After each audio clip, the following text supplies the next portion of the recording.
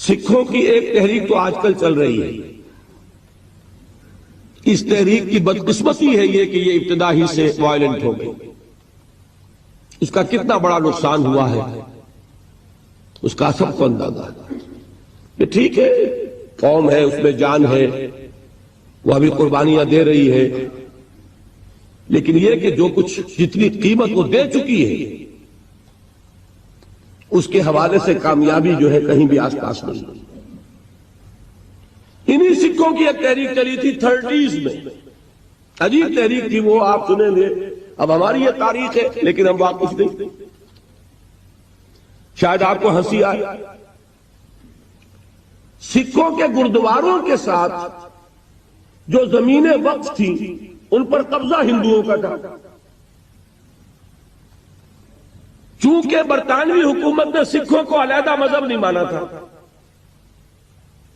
لہذا گردواروں پر کنٹرول کس کا؟ عبادت کا ہے کس کی؟ سکھوں کی. کنٹرول کس کا؟ ہندوؤں کا. تو ایک تحریک انہوں نے چلائی تھی، گردوارہ پربندھک کمیٹی، کچھ اس طرح کا نام تھا اس کا.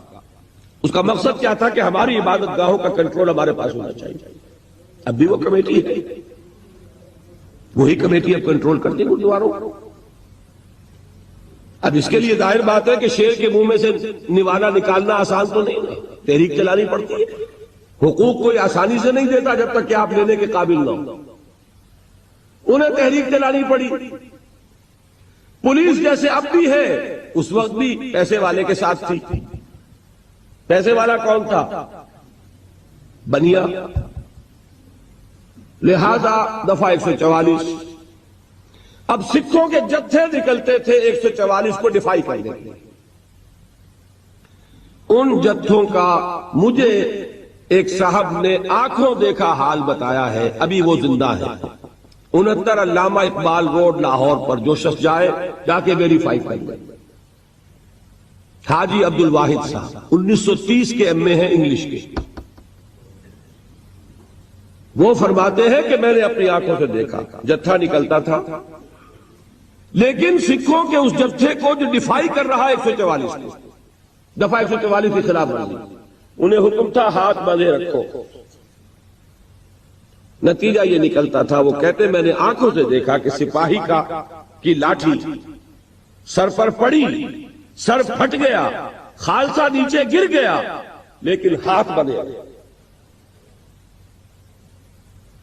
نتیجہ یہ نکلا کہ کامیاب ہوئے، حکومت کو گھٹنے ٹیکنے پڑے، گردواروں کا کنٹرول انہوں نے حاصل کیا.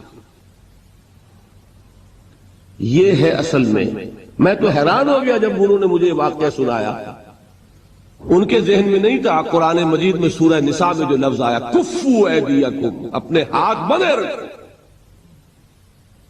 آپ اندازہ کیجئے کہ یہ ریفلیکس ایکشن ہے، غیر اختیاری طور پر اگر آپ کے سر پر کوئی وار آ رہا ہو تو ہاتھ ایک دم اٹھتا کہ ہاتھ اس کو روکے، لیکن انہیں حکم تھا کہ ہاتھ یہاں بندھے رہیں گے.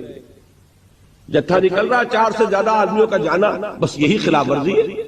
50 کا جتھا نکلا، خلاف ورزی تو ہو گئی لیکن کوئی توڑ پھوڑ نہیں. توڑ پھوڑ تو دور رہا، تمہارے اوپر لاٹھی پڑے تب بھی ہاتھ نہ اٹھے. یہ وہ چیز تھی کہ جس نے انہیں کامیابی سے ہمکنار ڈالا، اور یہی ہمیں نظر آ رہا ہے. میں پھر کہہ رہا ہوں یہ تو بہت بات کی چیزیں ہیں، یہ کہاں تاریخ میں اس سے پہلے اس کی کوئی مثال ہے؟ صرف 2 مثالیں ہیں. یا حضرت مسیح علیہ السلام کے 3 سال انہوں نے فرمایا تھا کہ تمہارے دانے گال پر کوئی تھپڑ مارے تو بایاں بھی پیش کر. کوئی شخص نالش کر کے تمہارا چوغا لینا چاہے کرتا بھی نہیں. کوئی شخص تمہیں بیگار میں 1 کوس لے کے جانا چاہے تم 2 کوس اس کے ساتھ. یا تو یہ وہاں ملتا ہے اور یا پھر یہ 12 برس جو مکی دور کے ہیں یہ محمد الرسول اللہ کا فرمان تھا، اور میں اسی کو لیتا ہوں کہ اسی سے سامنے آتا ہے کہ کتنا زبردست ڈسپلن تھا حضور صلی اللہ علیہ وسلم کی جماعت کا. کوئی خلاف ورزی نہیں، حکم نہیں ہے محمد کا. دیکھیے قرآن کی آیت نہیں اتری تھی ابھی، وہ تو سورہ نساء میں اتر رہی ہے. یہ حکم کس کا تھا؟ محمد الرسول اللہ. اس پہ روح، صبر کرو. اینٹیں پختہ ہو جائیں، اب انہیں جوڑنا ہے، سیمنٹ سبسٹنس چاہیے، وہ قرآن یہ جوڑے گا تم۔ چنانچہ یہی بات حضرت شیخ الہند مولانا محمود حسن دیوبندی اسیر مالٹا نے اپنی اسیری سے رہائی پانے کے بعد واپس جب آئے ہیں تو دیوبند میں علماء کے ایک بڑے اجتماع سے خطاب کر کے کہی۔ مولانا مفتی محمد شفیع رحمت اللہ علیہ وہ خود موجود تھے، اس میں بڑے بڑے علماء، مولانا حسین احمد مدنی رحمت اللہ علیہ، شبیر احمد عثمانی رحمت اللہ علیہ، مولانا اشرف علی تھانوی رحمت اللہ علیہ، مولانا انور شاہ کشمیری رحمت اللہ، بڑا مجمع، اور کہا حضرت شیخ الہند نے ہم نے تو اپنی اسیری کے 4 سالوں کے دوران جتنا غور کیا تو ہماری اس وقت کی امت کی زبوں حالی کے 2 سبب سامنے آئے۔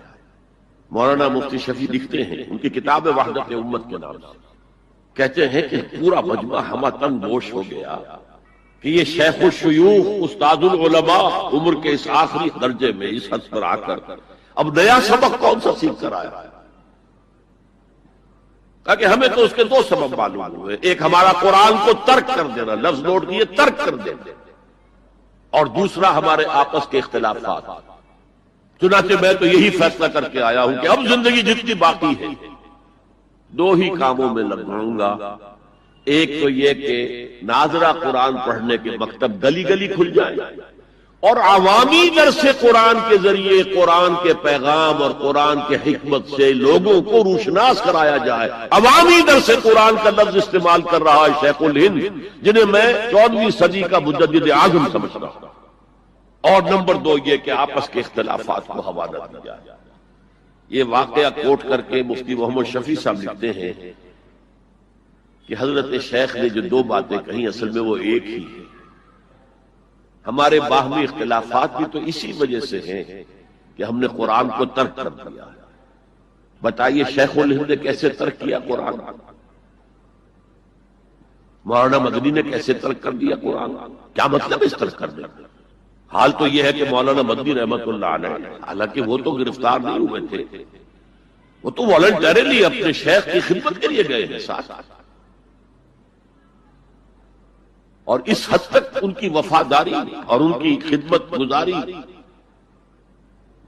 کہ رمضان کا مہینہ آیا تو حضرت شیخ الہند نے حسرت کے ساتھ کہا زندگی میں یہ پہلا رمضان ہوگا کہ تراویح میں قرآن نہیں سن سکیں گے، اس لیے کہ نہ شیخ الہند حافظ تھے، نہ مولانا مدنی حافظ تھے، اور تیسرے ان کے ساتھ ایک اور تھے، ان کا میں نام بھول رہا ہوں، وہ سرحد کے پٹھانوں میں سے تھے،